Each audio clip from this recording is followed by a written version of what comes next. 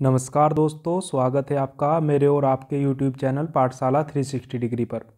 दोस्तों, जैसा कि थंबनेल में आप देख ही चुके हो, आज की इस वीडियो में हम घटना चक्र की शुरुआत कर रहे हैं।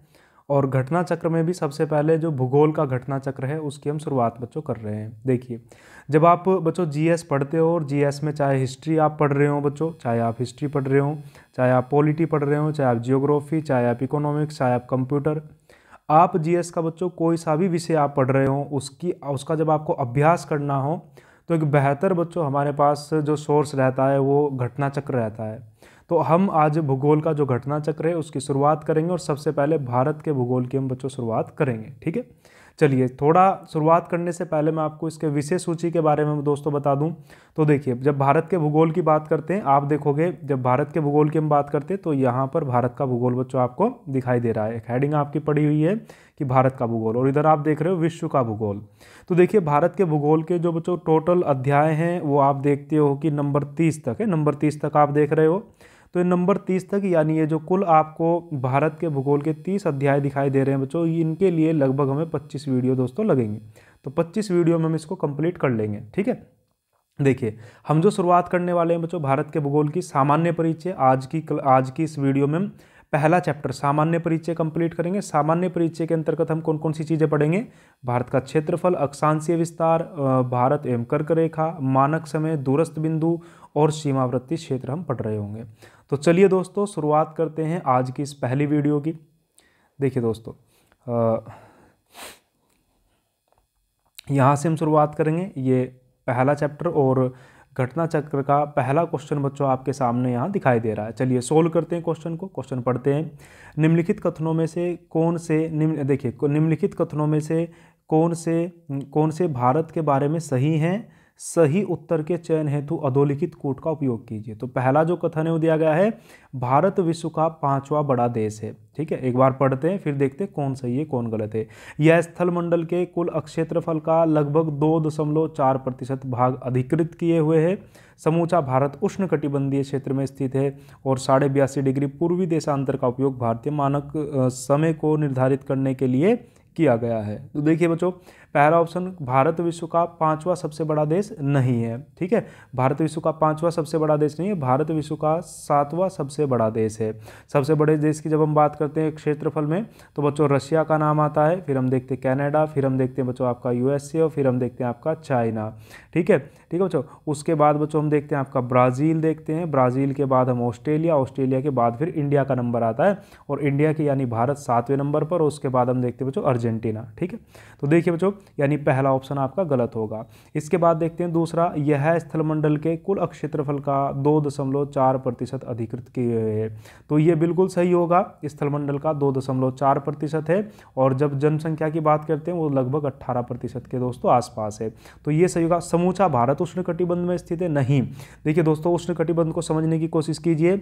ये जब बच्चों हम कहते हैं कि ये ग्लोब हुई और ये इसके मध्य से इक्वेटर निकलती है, 23.5 डिग्री उत्तरी कर्क रेखा और 23.5 डिग्री दक्षिणी मकर रेखा होती है, और कर्क रेखा से मकर रेखा के बीच का जो क्षेत्र है इसे हम उष्णकटिबंधीय या ट्रॉपिकल जोन बोलते हैं। जबकि भारत की स्थिति कुछ इस प्रकार है, यानी आधा भारत आपका उष्णकटिबंध में है, जबकि आधा भारत आपका, ये वाला भारत आपका शीतोष्ण कटिबंध में होता है। तो ये भी आपका क्या होगा? गलत होगा। फिर 82.5 डिग्री पूर्वी देशांतर का उपयोग भारत मानक समय, जी बिल्कुल, भारत की जो मानक समय रेखा है वो बच्चों 82.5 डिग्री को माना गया। ये 82.5 डिग्री वही जो नैनी इलाहाबाद से निकलती है। तो ये 2 और 4 सही होगा, यानी आपका यहाँ उत्तर होगा बच्चों ऑप्शन नंबर डी, इसका सही उत्तर होगा। ठीक है, चलिए दोस्तों, तो ऑप्शन नंबर डी सही उत्तर होगा। इसका सॉल्यूशन आप बच्चों यहाँ देख भी सकते हो, यहाँ दिया गया है भारत विश्व का 7वां बड़ा देश है। संपूर्ण भारत अंडमान निकोबार द्वीप समूह अक्षांशीय विस्तार आपका 6 डिग्री 45 मिनट से 37 डिग्री 6 उत्तरी अक्षांश है। ये भारत का जो बच्चों आपका विस्तार आप जो देखते हो विस्तार होगा। फिर आप देखते हो के मध्य उष्णकटिबंधीय, ये आपका 23.5 डिग्री उत्तरी दक्षिणी अक्षांशों के मध्य है। ठीक है, नेक्स्ट क्वेश्चन पर चलते हैं बच्चों। नेक्स्ट क्वेश्चन पर चलते हैं। क्षेत्रफल की दृष्टि से भारत का विश्व के देशों में कौन सा स्थान है? तो अभी हमने देखा कि भारत का विश्व के देशों में 7वां स्थान है, तो इसका जो सही उत्तर होगा वो ऑप्शन नंबर 7 इसका सही उत्तर होगा। नेक्स्ट चलते हैं क्वेश्चन नंबर 3 पर। भारतवर्ष आकार में विश्व का, देखिए 5वां, 6वां, उपयुक्त 7वां, तो ये मध्य प्रदेश PCS प्री ठीक है, 2010 में पूछा गया, तो 7वां बड़ा देश है बच्चों। तो इसका उत्तर सही उत्तर होगा बच्चों इसका, भारत विश्व का 7वां बड़ा देश है। ठीक है, चलती क्वेश्चन नंबर 3 की ओर चलते हैं बच्चों। जब क्वेश्चन नंबर 3 के होते हैं, भारत का क्षेत्रफल संसार के क्षेत्रफल का 2.4% है, परंतु इसकी संपूर्ण मानव जाति का 16%, 17%, 18 और 28%। 2011 की जनगणना के अनुसार बच्चों 17.5% के आसपास पूरे विश्व की पॉपुलेशन हमारे पास है।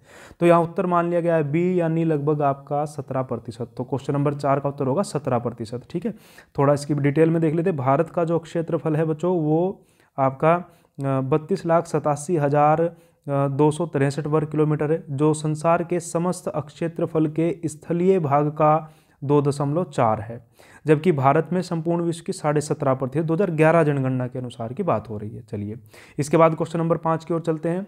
भारतवर्ष में कितने गांव हैं? भारतवर्ष में कितने गांव हैं? तो बच्चों देखिए, भारतवर्ष में 5 लाख, 8 लाख, 6,30,000 या इनमें से कोई नहीं। तो इसका सही उत्तर होगा इनमें से कोई नहीं, क्योंकि 2011 जनगणना के अंतिम आंकड़ों के अनुसार भारत में 6,40,932 गाँव हैं बच्चों। ठीक है, तो क्वेश्चन नंबर 5 का सही उत्तर होगा डी। नेक्स्ट चलते हैं बच्चों क्वेश्चन नंबर 6 की ओर। क्वेश्चन नंबर 6 की ओर, निम्नलिखित जोड़ों में से कौन सा जोड़ा सही नहीं है? तो भारत का क्षेत्रफल 3.8 मिलियन वर्ग किलोमीटर है। ठीक है, उसके बाद भारत का अक्षांशीय विस्तार 8 डिग्री 4 मिनट से 37 डिग्री 6 मिनट उत्तरी। भारत का रेखांशीय विस्तार 68 डिग्री 7 मिनट से 97 डिग्री 25 मिनट तक है, और भारत में राज्यों की संख्या 26। तो बच्चों ये सभी को पता है, ये आपका गलत होगा। तो यानी इसका सही उत्तर होने वाला है आपका बच्चों ऑप्शन नंबर डी। ठीक है, तो चलिए नेक्स्ट क्वेश्चन पर चलते हैं। इसकी डिटेल बच्चों यहाँ दी गई है, आप देख भी सकते हो। नेक्स्ट चलते हैं क्वेश्चन नंबर 7 की ओर। भारत के लिए निम्नलिखित कथनों में से कौन सा कथन असत्य है? भारत विश्व का 7वां बड़ा देश है, ये कथन बिल्कुल सत्य है। यहाँ असत्य कथन हमें देखना है, भारत जनसंख्या की दृष्टि से विश्व का दूसरा देश है। जी बिल्कुल, हालांकि अभी वर्तमान में भारत की जनसंख्या बच्चों 143 करोड़ के आसपास है, लेकिन चूँकि ये क्वेश्चन आप 2016 का देख रहे हो, और अभी तक भी भारत बच्चों अगर बात करें तो नंबर 2 पर है, जब तक कि भारत सरकार ऑफिशियल बच्चों इस डाटा को रिलीज नहीं करती। इसका भूमि सीमा का विस्तार लगभग 15,200 किलोमीटर है। जी बिल्कुल, ये भी आपका सही होगा। सर्वप्रथम सूर्योदय इसके मिजोरम राज्य में होता है, ये कथन बच्चों गलत होगा। जब हम भारत को देखते हैं बच्चों, भारत के मैप को बच्चों जब हम सही तरीके से देखते हैं, तो भारत का एक राज्य बच्चों आपको दिखाई देता है, ये आपको अरुणाचल प्रदेश यहाँ दिखाई देता है, क्योंकि सबसे पूर्वी बिंदु अरुणाचल प्रदेश में देते हो। भारत में सबसे पहले जो सूर्योदय होता है वो अरुणाचल प्रदेश में होता है। तो ऑप्शन नंबर डी इसका सही उत्तर होगा। ठीक है, नेक्स्ट चलते हैं बच्चों क्वेश्चन नंबर 8 की ओर चलते हैं। क्वेश्चन नंबर 8, अच्छा ये देखिए यहाँ पर 7 क्वेश्चन आपके सामने आए, और ये जो आपने 7 क्वेश्चन बच्चों देख लिए, तो ये 7 क्वेश्चन इसका सबसे पहला। फिर दूसरा हम देखते हैं इसी में अक्षांशीय विस्तार। तो अक्षांशीय विस्तार देखते हैं भारत का, इससे संबंधित जो प्रश्न बनते हैं। तो पहला प्रश्न बच्चों भारत का अक्षांशीय विस्तार की आप बात करते हैं। देखिए यहाँ दिया गया भारत का अक्षांशीय विस्तार कितना है, 37 डिग्री 17 आपको बच्चों 37 डिग्री से लेकर दिया गया है, और 8-6 तक। जबकि आपको पता है भारत का जो अक्षांशीय विस्तार है वो 8 डिग्री 4 मिनट से लेकर 37 डिग्री 6 मिनट तक है। तो आपको बच्चों ऐसा कहीं दिखाई देगा यहाँ? ऐसा आपको बच्चों कहीं दिखाई नहीं देगा। ये 37 डिग्री 17 मिनट से लेकर 53 सेकंड तक दिया गया है। तो कोई भी 3 में से इस प्रकार का ऑप्शन नहीं है, अतः ये डी होगा। यहाँ आप देख भी सकते हो 8-4 से लेकर 37-6 तक। ठीक है, और जो भारत का 68-7 से लेकर 97-25 मिनट तक बच्चों पूर्वी देशांतर की बात यहाँ की गई है। ठीक है, चलिए बच्चों नेक्स्ट पर चलते हैं। इसके बाद हम देखते हैं, देखिए फिर हम बच्चों देखते हैं नेक्स्ट क्वेश्चन को। तो इसका सही उत्तर होगा डी। नेक्स्ट क्वेश्चन पर बच्चों हम चलते हैं। ठीक है, सिक्किम से गुजरने वाला अक्षांश निम्नलिखित में से किस एक से भी होकर गुजरता है? अच्छा, वो अक्षांश जो सिक्किम से होकर गुजरता है वो अन्य और कहाँ से बच्चों होकर गुजरता है? इसके लिए आपको बच्चों मैप का थोड़ा सा ज्ञान होना चाहिए। ठीक है, देखिए जब हम सिक्किम राज्य को देखते हैं, ये सिक्किम राज्य बच्चों मैप में आपको यहाँ दिखाई दे रहा है, ये सिक्किम राज्य आपको यहाँ दिखाई दे रहा है। ठीक है, और सिक्किम से अगर हम यहाँ से किसी अक्षांश को गुजारते हैं इस प्रकार, तो ये अक्षांश यहाँ से बच्चों गुजरता आपको दिखाई देगा। ठीक है, इस प्रकार। और आप देख रहे हो बच्चों इसमें ऑप्शन में आपको दिया गया है पंजाब। तो आप देख रहे हो पंजाब, यहाँ ये आपको दिखाई दे रहा है इधर हरियाणा, ये पंजाब, तो पंजाब तो नहीं होगा, जम्मू कश्मीर तो बिल्कुल भी नहीं होगा, और हिमाचल भी बच्चों बिल्कुल नहीं होगा। तो इसका सही उत्तर होगा राजस्थान। अतः ऑप्शन नंबर 2 इसका सही उत्तर होगा। ठीक है, नेक्स्ट चलते हैं। जिस जिले से 70 डिग्री पूर्वी देशांतर रेखा गुजरती है वह कौन सा है? 70 डिग्री पूर्वी देशांतर। अब देशांतर रेखाएं बच्चों कौन सी होती हैं? ये जो पृथ्वी पर इस प्रकार की रेखाएं होंगी ये देशांतर रेखाएं होंगी, और 70 डिग्री पूर्वी देशांतर की बात हुई है। और 4 के 4 बच्चों ऑप्शन आपके कहाँ? राजस्थान से संबंधित दिए गए हैं। इस प्रकार का प्रश्न आप हमेशा याद रखना बच्चों। अच्छा, 68 डिग्री 7 मिनट भारत का सबसे पश्चिमी बिंदु है, सबसे पश्चिमी है, तो इसके जो नज़दीक होगा, ठीक है, यानी यहाँ सबसे ये 68 डिग्री 7 मिनट है, तो इसके आसपास जो होगा, क्योंकि 68 से इधर हम बढ़ेंगे तो 70 के आसपास, तो सबसे नज़दीकी जो होगा वही आपका इस पर होगा। ठीक है, तो आप देखते हो जोधपुर, धौलपुर, जैसलमेर और नागौर। आप देखते हो बच्चों जोधपुर आपको लगभग यहाँ दिखाई देता है, नागौर यहाँ होगा राजस्थान के इस हिस्से में, जैसलमेर बच्चों इसका उत्तर बच्चों होना चाहिए। तो आप देख रहे हो ऑप्शन नंबर 20 का सही उत्तर होगा जैसलमेर। इस प्रकार के प्रश्न थोड़े मुश्किल प्रश्न होते हैं, लेकिन ये रैस के एग्जाम में बच्चों पूछा गया है राजस्थान में। ठीक है, नेक्स्ट चलते हैं बच्चों, इसके बाद हम क्वेश्चन नंबर 4 की ओर चलते हैं। देखिए, जब हम क्वेश्चन नंबर 4 की ओर बच्चों चलते हैं तो नेक्स्ट आप देख रहे हो भारत एवं कर्क रेखा। तो कर्क रेखा से संबंधित आपको बच्चों प्रश्न पूछे जाएंगे। ठीक है, नेक्स्ट चलते हैं, देखते हैं। तो भारत और कर्क रेखा से संबंधित प्रश्न बच्चों, पहला प्रश्न आपके सामने, कर्क रेखा किस राज्य से होकर गुजरती है? तो आप देखते हो ओडिशा से नहीं, ओडिशा से नहीं, उत्तर प्रदेश से नहीं, आंध्र प्रदेश से, ये बिहार मतलब झारखंड से होकर बच्चों बिल्कुल गुजरती है। कर्क रेखा भारत के 8 राज्यों से गुजरती है। कर्क रेखा पर पड़ने वाले भारत के राज्य संख्या कुल 8 है, जिनमें गुजरात, राजस्थान, मध्य प्रदेश, छत्तीसगढ़, झारखंड, पश्चिम बंगाल, त्रिपुरा और मिजोरम है। वर्तमान में उपयुक्त दिए गए विकल्पों में ठीक है, तो ये वो राज्य हैं जिनसे कर्क रेखा होकर गुजरती है। नेक्स्ट क्वेश्चन पर चलते हैं। कर्क रेखा निम्नलिखित में से किन राज्यों से होकर गुजरती है? नीचे दिए गए कूट से सही उत्तर चुनिए। गुजरात से गुजरती है, बिल्कुल। उत्तर प्रदेश से नहीं, छत्तीसगढ़ से बिल्कुल, और झारखंड से बिल्कुल। तो 1, 2, 4 इसका सही उत्तर होना चाहिए। 1, 2, 4 आपका ऑप्शन नंबर ए में दिया गया है, तो ये बच्चों सही उत्तर होगा। ये यूपी पीसीएस प्री 2017 में बच्चों प्रश्न पूछा गया है। नेक्स्ट देखिए, कर्क रेखा गुजरती है मध्य प्रदेश से, त्रिपुरा से, मिजोरम से, इन सभी से, तो इसका सही उत्तर होगा इन सभी से। ठीक है, नेक्स्ट क्वेश्चन, कितने भारतीय प्रदेशों से कर्क रेखा गुजरती है? तो कितने भारतीय प्रदेशों से कर्क रेखा गुजरती है? तो 8 भारतीय प्रदेशों से कर्क रेखा गुजरती है। ठीक है, नेक्स्ट क्वेश्चन, भारत का एक राज्य जिससे होकर कर्क रेखा गुजरती है, तो इनमें से किस राज्य से, अर्थात झारखंड से बच्चों होकर कर्क रेखा गुजरती है। ठीक है, नेक्स्ट बच्चों आप देखिए, नेक्स्ट जो प्रश्न होगा आपका प्रश्न नंबर 6, निम्नलिखित में से किस राज्य से कर्क रेखा नहीं गुजरती है? त्रिपुरा से, अब बच्चों बिल्कुल गुजरती है। छत्तीसगढ़ से, मिजोरम से भी गुजरती है। मणिपुर से कर्क रेखा नहीं गुजरती। ऑप्शन नंबर सी इसका सही उत्तर होगा। नेक्स्ट प्रश्न आप देखिए, निम्नलिखित नगरों में कौन कर्क रेखा से निकटतम दूरी पर स्थित है?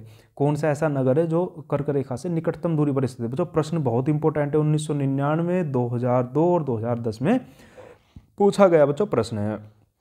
ऐसे प्रश्न के लिए जो डाटा आप बच्चों दिया गया है, डाटा आप नोट कर लेंगे, ये वाला डाटा। ठीक है, तो यहाँ देखते हैं, यहाँ ऑप्शन नंबर बी बच्चों सही, गांधीनगर।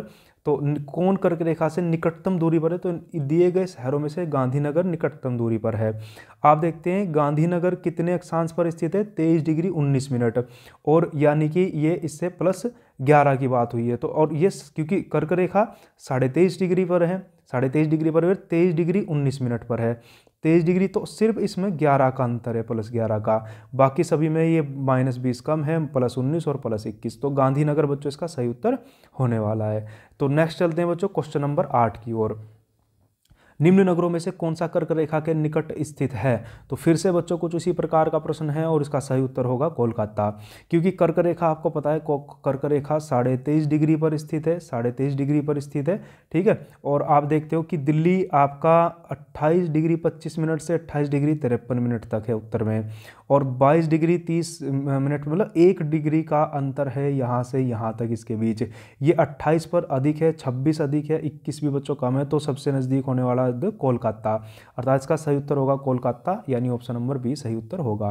ठीक है, ये डाटा बच्चों आपको नोट कर लेना है, नेक्स्ट चलते हैं, कौन सा महत्वपूर्ण अक्षांश भारत को 2 बराबर भागों में बांटता है? तो बिल्कुल बच्चों 23.5 डिग्री उत्तर मतलब कर्क रेखा भारत को 2 बराबर भागों में बांटती है। ठीक है, देखिए बच्चों, जिन बच्चों ने ऑफलाइन क्लास में और जिन बच्चों ने मेरी ऑफलाइन क्लास में जियोग्राफी, इंडियन जियोग्राफी कंप्लीट की है, मुझे नहीं लगता बच्चों उनका कोई प्रश्न छूट रहा होगा।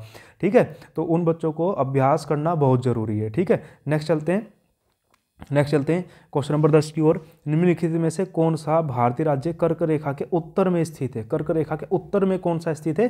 तो बच्चों कर्क रेखा जैसा कि आपको पता है भारत के मध्य से गुजरती है, तो आप देखते हो कौन सा राज्य इसके उत्तर में स्थित है। तो आप देखते हो बच्चों, आप देखते हो झारखंड, बिल्कुल झारखंड से गुजरती है, मिजोरम से गुजरती है, त्रिपुरा से गुजरती है। जबकि मणिपुर आप देखते हो जो पूर्वी भारत बच्चों इस प्रकार का होता है, यहाँ अरुणाचल प्रदेश आप देखते हो, इधर नागालैंड भी देखते हो, फिर मणिपुर। तो मणिपुर इसके उत्तर में स्थित है, ऑप्शन नंबर 20 का सही उत्तर होगा। नेक्स्ट बच्चों चलते हैं, जून माह में निम्न स्थानों में से कहाँ पर दिन की अवधि अधिकतम होती है? जून के माह में ऐसे कौन से स्थान हैं जहाँ पर दिन की अवधि अधिकतम होती है? तो बच्चों जब हम 21 जून की बात करते हैं, 21 जून को सूर्य का उत्तरायण हो जाता है, अर्थात उत्तर भारत में बड़े दिन होते हैं, और उत्तर भारत में तो सही उत्तर होगा बच्चों इसका दिल्ली। चलिए इसकी डिटेल थोड़ी जान लेते हैं। सूर्य के उत्तरायण यानी भूमध्य रेखा के उत्तर होने के बाद से ही उत्तरी गोलार्ध में दिनों की अवधि बढ़ती जाती है। उत्तरी गोलार्ध में दिनों की अवधि बढ़ती जाती है। 21 जून को सूर्य 21 जून को सूर्य उत्तरायण स्थिति के सर्वोच्च बिंदु पर होता है। इस माह में कर्क रेखा से उत्तर जाने पर दिनों की अवधि बढ़ने लगती है। दिल्ली की स्थिति उपयुक्त विकल्प में सबसे उत्तर है, तो दिल्ली बच्चों इसका सही उत्तर माना गया है। ठीक है, नेक्स्ट देखिए क्वेश्चन नंबर 12। निम्नलिखित में से कौन सा शहर कर्क रेखा से सबसे निकट है? सबसे निकट कौन सा है?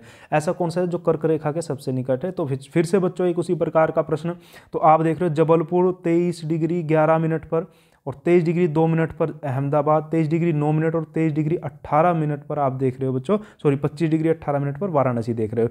तो सबसे नज़दीक जबलपुर बच्चों, यानी सही उत्तर होने वाला है जबलपुर, इसका सही उत्तर होगा जबलपुर, मध्य प्रदेश। ठीक है, नेक्स्ट चलते हैं बच्चों, क्वेश्चन नंबर 13 की ओर।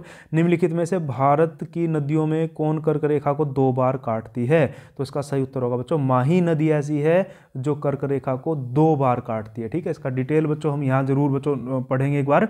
माही नदी कर्क रेखा को 2 बार पार करती है। यह मध्य प्रदेश से उद्गमित होकर राजस्थान गुजरात में प्रवाहित होते हुए खंबात की खाड़ी में गिरती है। अब खंबात की खाड़ी बच्चों आपकी ये जो यहाँ जो आप खाड़ी देख रहे हो ना, ये वाली, ये खंबात की खाड़ी है। माही नदी, नर्मदा नदी, लूनी नदी और तापी नदी आपकी यहीं गिरती है खंबात की खाड़ी में ही। ठीक है, चलिए खैर ये भी अपना कंप्लीट हुआ। नंबर 4 देखते हैं, मानक समय से संबंधित प्रश्न जो बच्चों आपके बन सकते हैं। देखिए चलते हैं पहले प्रश्न की ओर। पहला प्रश्न आपका होगा, जब भारतीय मानक समय के याम्योत्तर पर अर्धरात्रि मतलब 12 बजे की बात हो रही है, 12 बज रहे हैं, एक स्थान पर सुबह के 6 बजे, उस समय एक स्थान ऐसा है जो सुबह के 6 बजे हुए हैं, उस स्थान की अवस्थिति जिस याम्योत्तर पर है, यानी वो कितने देशांतर पर है। देखिए भारत का जो ये 12 बजे का समय है, ये 82.5 डिग्री की बात है बच्चों, 82.5 डिग्री, और 1 डिग्री मतलब 4 मिनट, और ये भारत के समय से 6 घंटे आगे। तो 6 घंटा आगे, और 6 घंटा मतलब कितनी मिनट बच्चों आगे? तो ये आपका 360 मिनट आगे होगा। कितनी मिनट आगे होगा? 1 घंटे में 60 मिनट होगी, तो 6 घंटे मतलब इतना ये आगे होगा। और 1 मिनट बच्चों आपका कितना होगा? 4 डिग्री होगा। ठीक है, तो 1 डिग्री बराबर बच्चों 4 मिनट होगी। ठीक है, तो जब आप इसे बच्चों डिवाइड करोगे तो ये आ जाएगा आपका 90, तो यानी 90 डिग्री इससे आगे होने वाला है। तो 182 में जब बच्चों आप 190 डिग्री जोड़ते हो तो 172 डिग्री 30 मिनट इसका सही उत्तर होगा। एक बार फिर से आपको एक्सप्लेन करने की कोशिश करता हूँ, देखिए समझने की आप कोशिश कीजिएगा। भारत में 12 बजे हुए हैं और भारत की मानक समय रेखा 82.5 डिग्री है, 82.5 डिग्री है। ठीक है, और 1 डिग्री बराबर 4 मिनट होती है, और एक स्थान ऐसा है जहाँ 6 बजे हुए, तो भारत के समय से 6 घंटा आगे, 6 घंटा आगे मतलब कितनी मिनट आगे? तो 360 मिनट यह बच्चों आगे है। और जब ये 360 मिनट आगे तो 1 डिग्री बराबर 4 मिनट, तो यानी कितनी डिग्री आगे? 4 से डिवाइड कर दो, 4 से डिवाइड आप करोगे आप पाओगे 90, तो 90 डिग्री आगे, तो 82.5 डिग्री में 90 डिग्री जब आप ऐड कर दोगे तो सही उत्तर इसका होने वाला है बी, यानी काफ़ी अच्छा बच्चों क्वेश्चन दिया गया है। नेक्स्ट प्रश्न की ओर चलते हैं, प्रश्न नंबर 2 की ओर चलते हैं। प्रश्न नंबर 2, गुजरात के सबसे पश्चिमी गांव अरुणाचल प्रदेश के सबसे पूर्वी छोर पर स्थित वालांग के समय में कितने घंटे का अंतराल होगा? तो बच्चों आप देखते हो 68 डिग्री 7 मिनट ये होता है और 97 डिग्री 25 मिनट आपका ये होता है। दोनों में जब आप अंतर देखते हो लगभग 30 डिग्री के आसपास का अंतर है, और 1 डिग्री बराबर 4 मिनट, तो 30 डिग्री बराबर 120 मिनट, और 120 मिनट बराबर बच्चों कितना, 2 घंटे की बात यहाँ पर हो रही। तो 2 घंटा उत्तर होगा, यानी ऑप्शन नंबर 20 का सही उत्तर होने वाला है। नेक्स्ट प्रश्न पर चलते हैं। जबलपुर की देशांतर रेखा इंदौर व भोपाल की देशांतर रेखाओं के बीच है। यहाँ कहा गया है कि जबलपुर की जो देशांतर रेखा है वह जबलपुर की जो देशांतर रेखा है इंदौर व भोपाल की देशांतर रेखाओं के बीच है। इस लाइन को बच्चों हम तभी कंफर्म कर सकते हैं जब हमें इन देशांतर रेखाओं के इन शहरों की स्थिति की जांच हो। नेक्स्ट चलते हैं, औरंगाबाद का अक्षांश वडोदरा व पुणे के अक्षांशों के बीच है।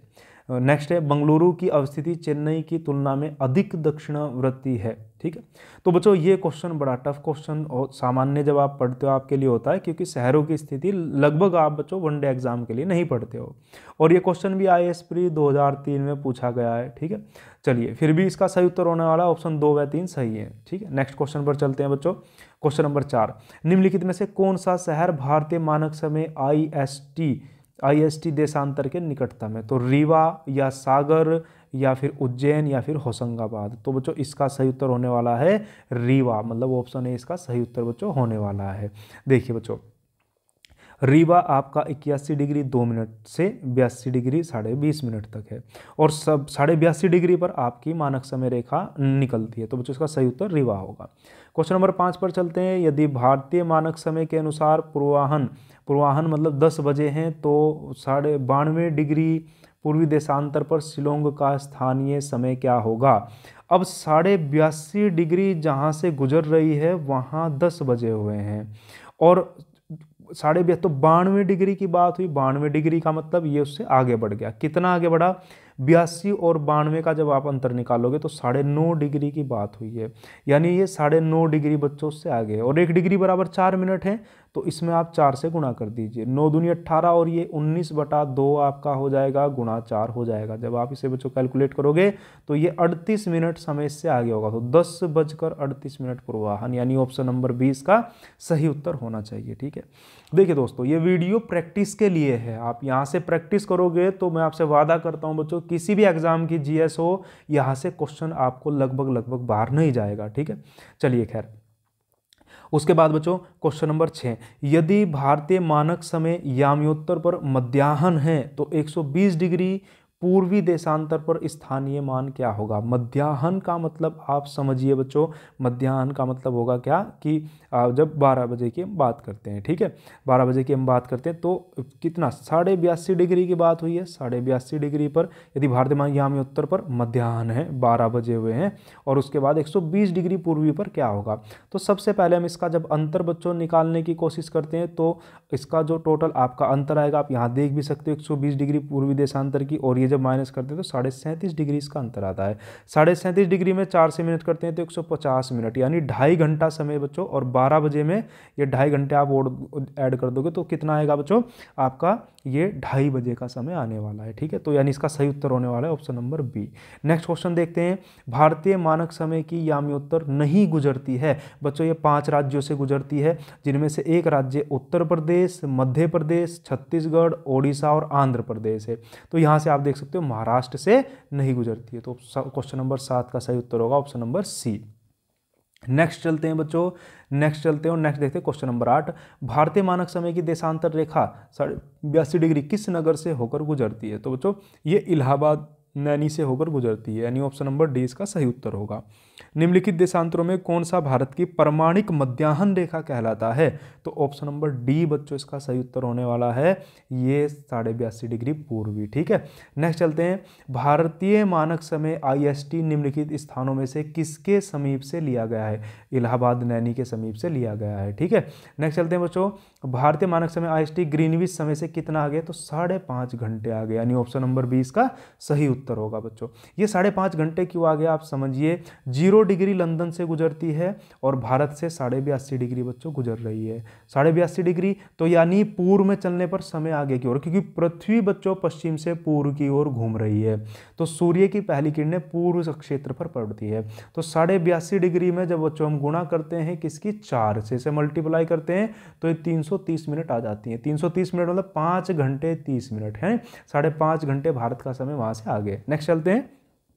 यदि अरुणाचल प्रदेश में तिरप में सूर्योदय 5 बजे प्रातः IST पर होता है, तो गुजरात का कांडला में सूर्योदय 5 में 2 घंटे जोड़ दीजिए, क्योंकि अरुणाचल प्रदेश का समय गुजरात के समय से 2 घंटे आगे है। तो ये 5 बजे प्रातः, तो इसका उत्तर होना चाहिए बच्चों 7 बजे प्रातः, यानी ऑप्शन नंबर सी इसका सही उत्तर होगा बच्चों। नेक्स्ट प्रश्न पर हम चलते हैं। प्रश्न नंबर 13 को देखते हैं। निम्नलिखित में से कौन सा शहर दिल्ली के सबसे समीप के देशांतर पर स्थित है? तो बच्चों दिल्ली के सबसे समीप, तो दिल्ली आपका ये रहा, और दिल्ली से जब आप इस लाइन को ऐसे यहाँ से निकाल देंगे तो इसके आसपास जो शहर आने वाला, हैदराबाद तो होगा नहीं, यहाँ होगा पुणे, नागपुर और बेंगलुरु बच्चों, 3 आसपास, तो इनमें से बेंगलुरु उत्तर होने वाला है। ऑप्शन नंबर ए इसका सही उत्तर होगा। नेक्स्ट चलते हैं बच्चों। इसके बाद हम देखते हैं दूरस्थ बिंदु। दूरस्थ बिंदु हम देखते हैं बच्चों, दूरस्थ बिंदु, तो यहाँ देखते हैं क्वेश्चंस को। तो चलिए दूरस्थ बिंदु से संबंधित हम बच्चों पहला प्रश्न देखते हैं इधर। भारत का सुदूरस्थ बिंदु, साउथर्न मोस्ट पॉइंट कौन सा है? सबसे साउथ में भारत का कौन सा पॉइंट है? तो आपको पता है बच्चों, जब हम भारत के मैप की बात करते हैं, ऐसे हम बच्चों एक छोटा सा मैप बनाकर देख भी लेते हैं, ठीक है। ये भारत का मैप, और यहाँ आप देखते हो अंडमान निकोबार। तो भारत की मुख्य भूमिका ये कन्याकुमारी में, और इधर आप अंडमान निकोबार में इंदिरा पॉइंट देखते हैं, तो इंदिरा पॉइंट इसका सही उत्तर होगा, ठीक है। नेक्स्ट चलते हैं। भारत का दक्षिणतम बिंदु कहाँ है? दक्षिणतम बिंदु आपका बड़ा अंडमान, ग्रेट अंडमान का लास्ट पॉइंट इंदिरा पॉइंट पर बच्चों ये स्थित है। क्वेश्चन नंबर 2 का ऑप्शन नंबर बी सही उत्तर होगा, ठीक है। नेक्स्ट चलते हैं बच्चों, नेक्स्ट चलते हैं क्वेश्चन नंबर 3 पर। भारत का सुदूर दक्षिण में इंदिरा पॉइंट निम्नलिखित में कहाँ स्थित है? तो बच्चों इसका सही उत्तर होगा बड़ा निकोबार, ठीक है, बड़ा निकोबार। तो बच्चों ये इसका सही उत्तर होने वाला है। नेक्स्ट चलते हैं बच्चों।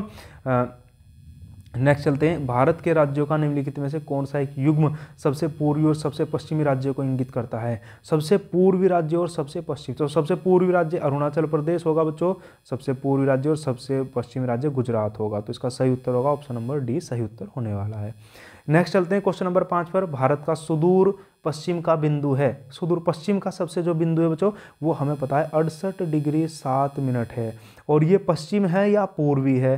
तो बच्चों ये राजस्थान में नहीं, गुजरात में, लेकिन क्या पश्चिम में नहीं, ये बच्चों पूर्वी गोलार्ध में, यहाँ से निकलती है 0 डिग्री देशांतर रेखा, और भारत इस हिस्से में है। भारत को जब हम देखते हैं ना, तो भारत आपको यहाँ मिलता है, तो इसके पूर्वी हिस्से में, तो ये भी पूर्वी है, ये भी पूर्वी है, दोनों ही बच्चों पूर्वी है।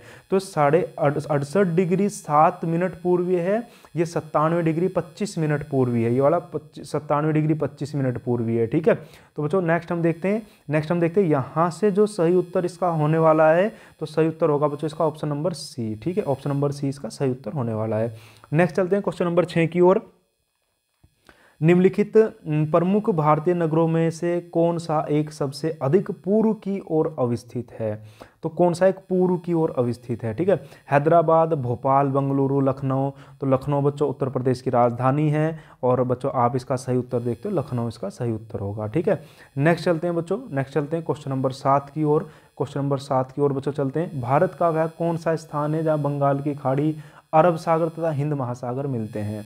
तो बच्चों देखिए, जब हम बात करते हैं ऐसा कौन सा बच्चों स्थान है, एक छोटा सा मैप बनाकर हम समझने की कोशिश करते हैं। ये इसे बोलते हैं कन्याकुमारी बच्चों। ये श्रीलंका होगा, इधर ये आप देख रहे हो, ये जो आप देख रहे हो बंगाल की खाड़ी है, ये हिंद महासागर है, और ये आपका ये अरब सागर है, अरब सागर इधर है, बंगाल की खाड़ी इधर है। ये सभी के सभी हिंद महासागर यहाँ मिलते हैं कन्याकुमारी के पास में, तो ऑप्शन नंबर ए इसका सही उत्तर होने वाला है, ठीक है। नेक्स्ट बच्चों चलते हैं सीमावर्ती प्रदेश, ठीक है। चलिए बच्चों, इसमें यहाँ पर हम देखते हैं, ठीक है। चलिए अब देखते हैं पहला क्वेश्चन इसका क्या होने वाला है बच्चों। आपको यहाँ से बहुत सारे क्वेश्चंस बच्चों जानने के लिए मिलेंगे। तो पहले प्रश्न पर चलते हैं। निम्नलिखित कथनों पर विचार कीजिए। तो असम भूटान बांग्लादेश की सीमाओं से लगा हुआ है। असम, भूटान और बांग्लादेश की सीमाओं से लगा हुआ है। तो पहली लाइन को हम कंफर्म करते हैं, क्या ये सही है? क्या असम भूटान के साथ सीमा साझा करता है? क्या असम बांग्लादेश के साथ सीमा साझा करता है? तो बच्चों ये आप देखते हो बच्चों बिल्कुल सही होगा। असम भूटान के साथ भी सीमा साझा करता है और असम बच्चों बांग्लादेश के साथ भी सीमा साझा करता है। इसके लिए बच्चों मैं अभी आपको थोड़ा सा मैप के माध्यम से चीज़ों को बताने की एक कोशिश बच्चों करता हूँ, ठीक है। यहाँ देखिएगा आप, ठीक है।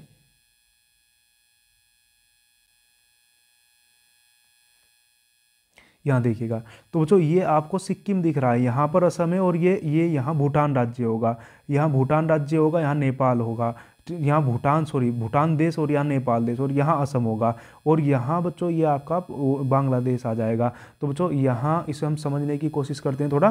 तो जो असम है वो भूटान और बांग्लादेश की सीमाओं से बिल्कुल लगा हुआ है, पहला बिल्कुल सही है। पश्चिम बंगाल, भूटान और नेपाल बिल्कुल दोनों से लगा हुआ, सही है। मिजोरम, बांग्लादेश और म्यांमार बिल्कुल लगा है। तो 1 2 3 तीनों कथन बच्चों इसके सही होने चाहिए। आइए दोस्तों उत्तर देखते हैं, तो उत्तर इसका ए यानी ये सही होगा। चलिए दोस्तों नेक्स्ट प्रश्न देखते हैं, ठीक है। यहाँ ये दर्शाया भी गया है बच्चों इसके माध्यम से। नेक्स्ट बच्चों प्रश्न हम देखते हैं, क्वेश्चन नंबर 2, निम्न में से किस राज्य की सीमा बांग्लादेश से नहीं लगती है? तो बांग्लादेश से भारत के 5 राज्यों की बच्चों सीमा लगती है। ये 5 राज्य है बच्चों, यहाँ आप देखते हो मेघालय भी इसमें होगा, त्रिपुरा भी होगा, मिजोरम भी होगा, मणिपुर यहाँ नहीं है। क्योंकि आप देखते हो मणिपुर की जब हम बात करते हैं ना, तो यहाँ बच्चों आपका ये वाला जो आपको भारत का सिरा दिखाई देता है ना, यहाँ आपको अरुणाचल प्रदेश और फिर यहाँ नागालैंड, यहाँ मणिपुर दिखाई देता है। तो मणिपुर की सीमा नहीं लगती है। आइए थोड़ा क्वेश्चन को डिटेल में बच्चों जानने की कोशिश करते हैं। मणिपुर की सीमा बांग्लादेश से नहीं लगती। बांग्लादेश की अंतर्राष्ट्रीय सीमा से लगने वाले भारतीय राज्य इस प्रकार हैं: पश्चिम बंगाल, असम और मेघालय, त्रिपुरा और मिजोरम। और किसकी कितनी सीमा लगती है ये भी बच्चों यहाँ दिया गया है, तो आप इसको भी नोट कर लीजिएगा, ठीक है।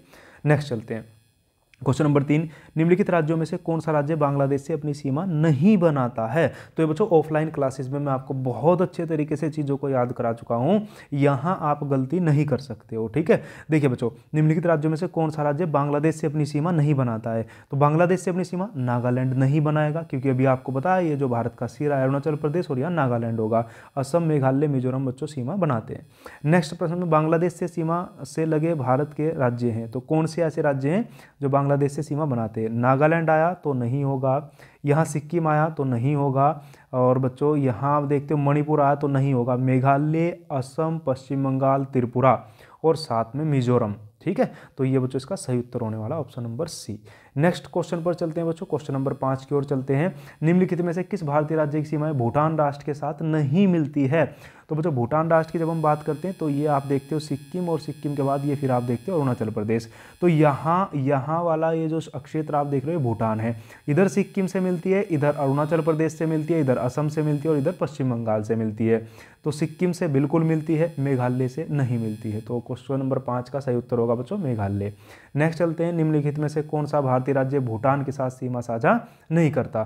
तो आपको स्पष्ट दिखाई दे रहा है बिहार का कोई संबंध ही नहीं है, तो क्वेश्चन मतलब बिहार इसका सही उत्तर होने वाला है। नेक्स्ट देखिए, नवंबर 1998 में भारत और पाकिस्तान के बीच सम्मिश्र विवाद प्रक्रिया में 3 विवादग्रस्त मुद्दों पर, जो नीचे 1 2 3 पर सूचीग्रस्त दिए गए हैं, ठीक है। क्वेश्चन बच्चों बहुत अच्छा क्वेश्चन है, थोड़ा डिटेल में देखने की कोशिश करते हैं। सैन्य दलों का विनियोजन, सीमा विवाद का निपटारा और नदी जल बंटवारा। बच्चों नदी जल बंटवारा तो आपको पता है उत्तर भारत सिंधु नदी की बात हो रही है। सैन्य दलों का विनियोजन भी बच्चों ऑप्शन नंबर शायद बी में होना चाहिए, और सीमा नदी विवाद बच्चों यहाँ कच्छ के रण की बात हो रही है, ठीक है। तो देखते हैं को ए इसका सही उत्तर होगा, यानी ए पर 2। ए का 2 का मतलब है बच्चों कि ए मतलब ए, यहाँ वाला 2 सीमा विवाद निपटारा, बिल्कुल ये यही होगा। दूसरा हम देखते हैं बी पर 1 की बात करते हैं, बी मतलब 1 सैन्य दलों का विनियोजन, और नदी जल बंटवारा सी पर। तो बच्चों बिल्कुल सही, इसका सही उत्तर होगा ए। नेक्स्ट क्वेश्चन पर हम चलते हैं, यहाँ थोड़ा डिटेल में जान लेते हैं। नवंबर 1998 में भारत और पाकिस्तान के बीच प्रारंभ सम्मिश्र संवाद प्रक्रिया कंपोजिट डायलॉग प्रोसेस के तहत वार्ता हेतु 6 मुद्दे निर्धारित किए गए थे, जिसमें सरक्रीक की समुद्री जल सीमा, सिंधु नदी जल बंटवारे के अंतर्गत तुलबुल और वूलर बैराज तथा नियंत्रण रेखा पर सैन्य दलों के विनियोजन शामिल था। ठीक है, नेक्स्ट चलते हैं बच्चों, नेक्स्ट चलते हैं क्वेश्चन नंबर 8 की ओर। कौन से भारतीय राज्य की अधिकतम सीमा म्यांमार से स्पर्श करती है? बच्चों म्यांमार से आप देखते हो ये जो राज्य हैं इधर इधर के, ये इधर अरुणाचल प्रदेश, नागालैंड, मणिपुर और मिजोरम, ये बच्चों नागालैंड को सॉरी ये बच्चों आपके म्यांमार को स्पर्श करते हैं। उनमें सर्वाधिक सीमा जो बच्चों बनाता है वो अरुणाचल प्रदेश 520 किलोमीटर बनाता है। तो क्वेश्चन नंबर 8 का सही उत्तर होगा बी। क्वेश्चन नंबर 9 पर चलते हैं। निम्नलिखित में से भारत के किस राज्य की सीमा म्यांमार से उभयनिष्ठ नहीं है? किस राज्य की सीमा म्यांमार से नहीं लगती? तो असम एक राज्य होगा जिसकी सीमा म्यांमार से नहीं लगती है। नेक्स्ट क्वेश्चन नंबर 10 देखते हैं। भारत के निम्नलिखित राज्यों के समूह में कौन सा समूह पाकिस्तान से सीमा बनाता है? तो पाकिस्तान से क्वेश्चन बच्चों 1990 और 2001 में फिर से रिपीट हुआ है। तो बच्चों क्वेश्चन को देखते हैं। अभी की स्थिति यह है कि इधर लद्दाख होगा, फिर जम्मू एंड कश्मीर होगा, फिर पंजाब होगा, फिर आप देखते हो बच्चों राजस्थान और फिर गुजरात होगा। ठीक है, लेकिन उस समय ये सिर्फ जम्मू कश्मीर ही कहलाएगा। तो जम्मू कश्मीर, हिमाचल प्रदेश नहीं होगा, पंजाब होगा, जम्मू कश्मीर होगा, राजस्थान होगा, गुजरात होगा। तो ऑप्शन नंबर 20 का सही उत्तर होने वाला है। ठीक है, नेक्स्ट क्वेश्चन पर चलते हैं। Question number 11। नेपाल के पड़ोसी भारतीय राज्यों का युग्म है। ऐसे राज्य जो नेपाल के पड़ोसी है, तो नेपाल के भारतीय राज्यों की बात हुई है तो भूटान आया, तो बिल्कुल गलत हुआ बच्चों। असम और बिहार, असम और बिहार, सिक्किम और बिहार बात हुई है बच्चों भूटान की, तो भूटान से बिहार राज्य नहीं लगता है। ठीक है, तो अब सॉरी बच्चों, अब देखिए सिक्किम और बिहार की बात हुई है और नेपाल की बात हुई है, तो नेपाल से सिक्किम भी सीमा बनाता है और बिहार भी सीमा बनाता है। ठीक है, तो बच्चों इसके पड़ोसी राज्य ये बिल्कुल होंगे, पड़ोसी राज्य होंगे। तो यहाँ बच्चों उत्तर होने वाला है आपका ऑप्शन नंबर बी होने वाला है। देखिए बिहार से सीमा बनाने वाले राज्यों में अगर हम बात करेंगे, जो बिहार से सीमा बनाने वाले आपके राज्य नेपाल से सीमा बनाने वाले, तो सबसे पहले उत्तराखंड आप याद रखोगे, फिर यूपी याद रखोगे, फिर बिहार याद रखोगे अगर आप नेपाल की बात कर रहे हो, फिर बिहार के बाद आप बच्चों पश्चिम बंगाल याद रखोगे, पश्चिम बंगाल आप याद रखोगे, और उसके बाद फिर आप सिक्किम याद रखोगे। 5 राज्य जो बच्चों इसके साथ सीमा साझा करते हैं। यहाँ देखते हो नेपाल की सीमा स्पर्श करने वाले उत्तराखंड, उत्तर प्रदेश एवं पश्चिम बंगाल अन्य भारतीय राज्य हैं, और 2 राज्य आप देखते हो सिक्किम व बिहार हैं। तो क्वेश्चन नंबर चलते हैं 12 की ओर। निम्नलिखित में से किस देश की भारत के साथ सबसे लंबी स्थलीय सीमा साझा करता है? बांग्लादेश के साथ करता है, 4096.7 किलोमीटर की सीमा साझा करता है, जबकि सबसे छोटी अफगानिस्तान के साथ है। इस सीक्वेंस को बच्चों यदि हम देखते हैं किसके साथ कितनी सीमा साझा होती है, तो पहला नंबर हम देखते हैं बांग्लादेश का है जहां आपका 4096। उसके बाद बच्चों छोटी छोटी आंखों वाले लोग चाइना के, जिनके साथ 3488 किलोमीटर की सीमा। उसके बाद बच्चों नापाक पाक कटोरा, जिसके साथ हम बच्चों आपकी 3323 किलोमीटर की सीमा साझा करते हैं। फिर हम बच्चों नेपाल के साथ देखते हैं, नेपाल के साथ हम 1751 किलोमीटर की सीमा साझा करते हैं। फिर बच्चों उसके बाद हम देखते हैं म्यांमार, और म्यांमार के साथ हम बच्चों 1643 किलोमीटर की सीमा साझा करते हैं। फिर नेक्स्ट हम देखते हैं बच्चों भूटान, और भूटान के साथ बच्चों हम आपका 699 किलोमीटर की सीमा साझा करते हैं। और सबसे अंत में हम देखते हैं अफगानिस्तान, जिसके साथ हम मात्र 106 किलोमीटर की सीमा साझा करते हैं। तो यहाँ सर्वाधिक बांग्लादेश और न्यूनतम बच्चों अफगानिस्तान होगा। चलिए नेक्स्ट प्रश्न पर बच्चों चलते हैं। अगला प्रश्न आप देख रहे हो क्वेश्चन नंबर 13। भारत और पाकिस्तान के बीच सीमा निर्धारित किस रेखा के द्वारा की जाती है? डुरंड रेखा, मैगिनोट रेखा, मैकमोहन रेडक्लिफ रेखा के द्वारा की जाती है। ये भारत और पाकिस्तान और भारत और बांग्लादेश दोनों के मध्य बच्चों, तो ये सही उत्तर होने वाला है। रेडक्लिफ रेखा किसके मध्य बच्चों करती है? तो वही भारत और पाकिस्तान के मध्य करती है, यानी ये इसका ऑप्शन नंबर भी सही उत्तर होगा। डुरंड लाइन किसके साथ भारत की सीमा निर्धारित करती है? तो डुरंड लाइन बच्चों अफगानिस्तान के साथ हमारी सीमा साझा करती है। भारत और पाकिस्तान के मध्य सीमा रेखा एक उदाहरण है। अच्छा, किस प्रकार की है? तो बच्चों ये अध्यारोपित सीमा है। इसे थोड़ा पढ़ते हैं डिटेल में। भारत और पाकिस्तान के मध्य सीमा रेखा अध्यारोपित सीमा का उदाहरण है। अध्यारोपित सीमा एक ऐसी सीमा होती है जो किसी बाह्य शक्ति द्वारा आरोपित की जाती है। वर्ष 1947 में भारत और पाकिस्तान ने ग्रेट ब्रिटेन द्वारा अध्यारोपित सीमा को साझा किया था। ठीक है, चलिए दोस्तों, और भारत और पाकिस्तान के बीच जो रेडक्लिफ देखते हैं, ये आप 17 अगस्त 1947 का बच्चों परिणाम देखते हैं। ठीक है, नेक्स्ट चलते हैं क्वेश्चन नंबर 17 की ओर। भारत और चीन की उत्तर पूर्वी सीमा पर सीमांकन कौन सी रेखा करती है? तो बच्चों मैकमोहन रेखा भारत और चीन के बीच सीमांकन करती है, जो 1914 में सर हेनरी मैकमोहन के द्वारा बच्चों निर्धारित की गई थी। नेक्स्ट क्वेश्चन पर चलते हैं बच्चों, क्वेश्चन नंबर 18 देखते हैं। मैकमोहन रेखा सीमा बनाती है, मैकमोहन भारत और चीन के मध्य बच्चों सीमा बनाती है। ठीक है, नेक्स्ट क्वेश्चन, किसके द्वारा भारत श्रीलंका से अलग होता है? तो भारत श्रीलंका से अलग पाक जलडमरू मध्य के द्वारा अलग होता है। पाक जलडमरू मध्य के साथ साथ बच्चों पंबन द्वीप भी यहाँ होता है, जिसको रामेश्वर द्वीप या राम सेतु भी हम बोलते हैं। ठीक है, और मन्नार की खाड़ी भी बच्चों यही होती है जो इन्हें अलग करती है। नेक्स्ट देखते हैं, भारत के किस प्रदेश की सीमाएं 3 देशों क्रमशः नेपाल, भूटान और चीन से मिलती है? तो एक साइड सिक्किम की जब हम बात करते हैं, इधर नेपाल, इधर भूटान, इधर चाइना है, तो बच्चों इसका सही उत्तर होने वाला है सिक्किम, यानी ऑप्शन नंबर डी इसका सही उत्तर होगा। क्वेश्चन नंबर 21 पर चलते हैं। भारत के निम्नांकित राज्यों में से किसके 3 तरफ अंतर्राष्ट्रीय सीमाएं हैं? तो फिर किसके 3 तरफ बच्चों अंतर्राष्ट्रीय सीमाएं हैं? त्रिपुरा बच्चों 3 और अंतर्राष्ट्रीय सीमाओं से घिरा हुआ है बच्चों। त्रिपुरा राज्य उत्तर, पश्चिम तथा दक्षिण में 3 तरफ बांग्लादेश से घिरा हुआ, बांग्लादेश से घिरा हुआ है। ठीक है, नेक्स्ट क्वेश्चन पर चलते हैं बच्चों। भारत का अपने पड़ोसी देशों के मध्य अंतर्राष्ट्रीय सीमा के विस्तार का आरोही क्रम है। अच्छा, किसके आरोही क्रम की बच्चों यहाँ पर बात हुई है? तो आप देखते हो नेपाल बच्चों 1751, पाकिस्तान 3323 बच्चों, और फिर आप देखते हो चाइना 3488 बच्चों, और लास्ट आप देखते हो बांग्लादेश जो 4096, यानी बढ़ता हुआ क्रम इसका ये होगा। तो ऑप्शन नंबर 20 का सही उत्तर होने वाला है। नेक्स्ट बच्चों क्वेश्चन पर चलते हैं। ठीक है, अच्छा आपका ये लास्ट क्वेश्चन था आज की वीडियो में। हमने भारत का सामान्य, अगर बच्चों मैंने आपको क्लास में जो इंडियन जियोग्राफी कराई है, इंडियन जियोग्राफी का पहला चैप्टर आपको कराया था अक्षांश और देशांतर रेखाएं। तो अक्षांश और देशांतर रेखाएं यानी लॉन्गिट्यूड्स एंड लैटिट्यूड्स की बात की गई है, देशांतर रेखाएं। और फिर बच्चों आपको जो सेकंड वाला बच्चों जो मैंने कराया था, सेकंड वाला बच्चों आपसे कराया था भारत का सामान्य परिचय।